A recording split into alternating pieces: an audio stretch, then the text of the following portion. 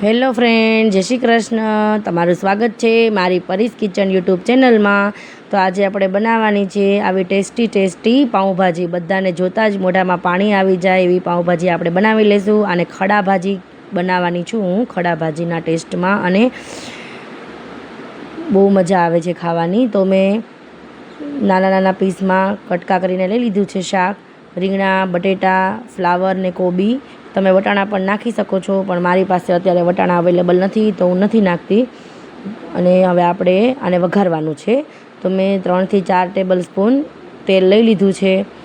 અને આ શાકભાજી જે ટુકડા કરેલું છે એને આપણે વઘારી નાખવાનું છે પહેલાં. આનો ટેસ્ટ ખૂબ સરસ આવે છે. અડધી ચમચી આપણે હિંગ નાખવાની છે. 1 ચમચી આપણે હળદર પાવડર નાખવાનો છે.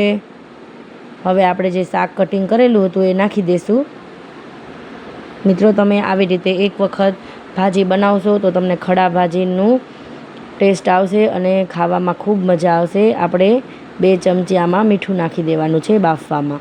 પછી આપણે ધ્યાન રાખવાનું છે કે ગ્રેવીમાં મીઠું ઓછું નાખવાનું છે, નહીં તો આપણી ભાજી છે એ ખારી થઈ જશે. હવે આ બધું મિક્સ કરી દેવાનું છે. તમે એક વખત આવી રીતે શાક વઘારી અને પછી ગ્રેવી કરી બધી ટમેટાં ડુંગળીની બધી, પછી આપણે એને વઘારશું તો ખૂબ સરસ ભાજીનો ટેસ્ટ લાગશે. હવે આપણે બધું મિક્સ કરી દેવાનું છે. મેં પાણી નાખી દીધું છે. હવે આપણે એને કુકરને બંધ કરી દેવાનું છે અને 4 થી 5 સીટી વાગે ત્યાં સુધી આપણે એને બફાવા દેવાનું છે. એકદમ રાળ શાક બાફવાનું છે. હવે આપણે એમાં શું નાખવાનું છે તે જોઈ જ લઈએ.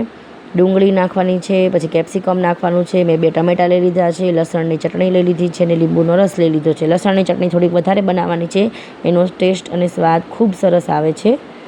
હવે મેં 1 ચમચી એમાં બટર લઈ લીધું છે અને 4 થી 5 ચમચી મેં તેલ નાખેલું છે. બટર અને તેલ બે મિક્સ કરીને લેવાનું છે. એમાં અડધી ચમચી મેં હિંગ નાખી દીધી છે.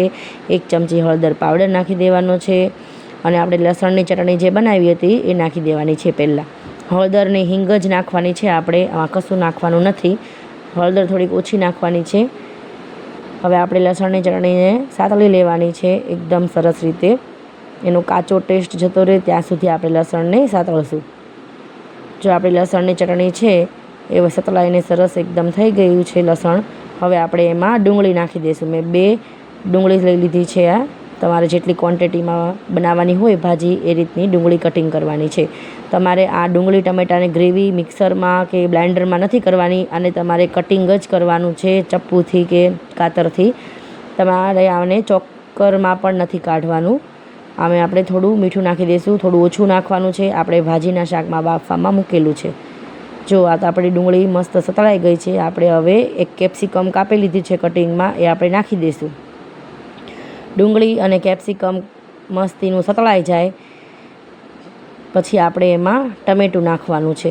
ટમેટાં આપણે સુધારી નાખ્યા છે 2, તો આપણે એ ટમેટાં નાખી દઈશું. મિત્રો, તમે આવી રીતે એક વખત ભાજી બનાવજો. ખૂબ સરસ ભાજી લાગે છે. અને ખડા ભાજી, આને ખડા ભાજી કહેવાય છે. એટલે આપણે કટિંગ કરીને નાખીએ એટલે ખડા ભાજીનો ટેસ્ટ આવે છે. જો આપણે આ બધું શાક જે બાફેલું હતું એને આપણે મેશ કરી નાખ્યું છે. અને હવે આપણે એમાં ગરમ મસાલો નાખવાનો છે.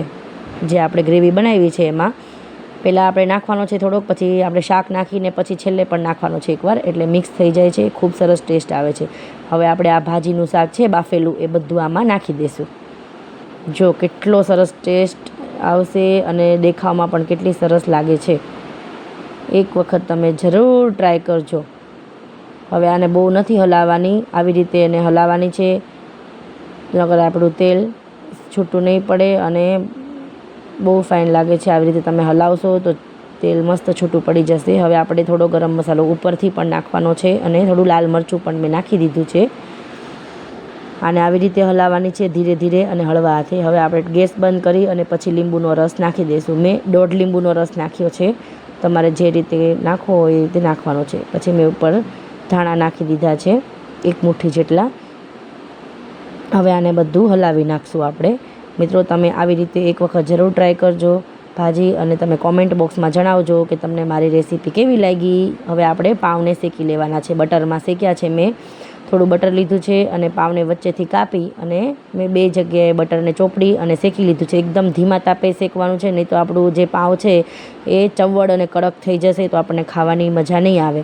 પછી મેં એની ઉપર થોડો મરચું પાવડર સ્પ્રિંકલ કર્યો છે. તમે એમાં સાંભાર મસાલો જે આવે છે એ પણ સ્પ્રિંકલ કરી શકો છો, બહુ સરસ લાગે છે ટેસ્ટમાં. અને પછી થોડા ઉપર ધાણા મેં એડ કર્યા છે. આનો ટેસ્ટ ખૂબ સરસ આવે છે પાઉંમાં, લાલ મરચાં પાવડરનો અને ધાણાનો. મેં આની ઉપર પણ થોડા કોથમરીના પાન નાખેલા છે. તમે મારી ચેનલને સબસ્ક્રાઈબ ન કરી હોય તો લાઇક, શેર અને સબસ્ક્રાઈબ કરી દેજો, તો તમને નવા વિડીયા જોવા મળશે અને આવી અવનવી ગુજરાતી રેસીપી જોવા મળશે. તો તમે સબસ્ક્રાઈબ કરી દેજો. જો મિત્રો, આપણી પાઉંભાજી તૈયાર થઈ ગઈ છે. ચાલો મિત્રો, પાઉંભાજી ખાવા.